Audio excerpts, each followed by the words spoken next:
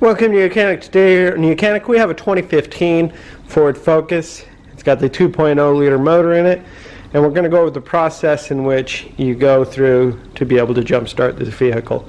Say the engine, you don't have enough power to start the engine because you've left your lights on or the battery has just gone bad.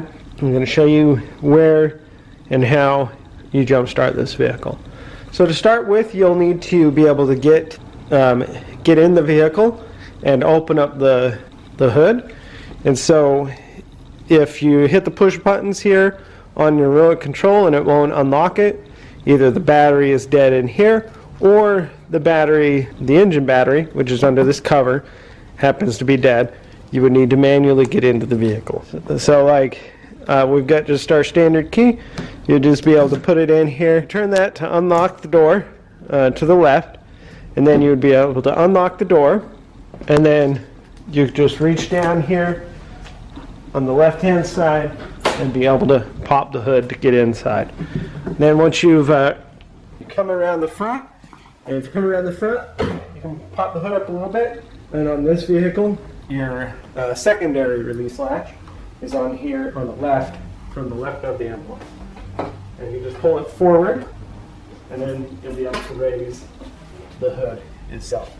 Now this hood we hold up with this the holding rod, and so we need to remove this cover to gain any access to the positive connection. We have a negative connection here, the ground, and so you'll pop this cover by pulling on both sides here and then pull this cover out.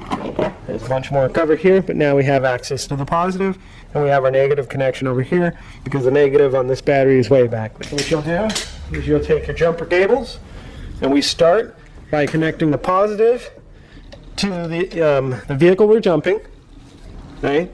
Connect the positive to the vehicle we're jumping. Then we connect the positive to the vehicle that we're not jumping, or the jumper vehicle, or the donor vehicle is what they call it. So you'll connect the positive to that battery, and you'll connect the negative to that battery as the vehicle is up beside here.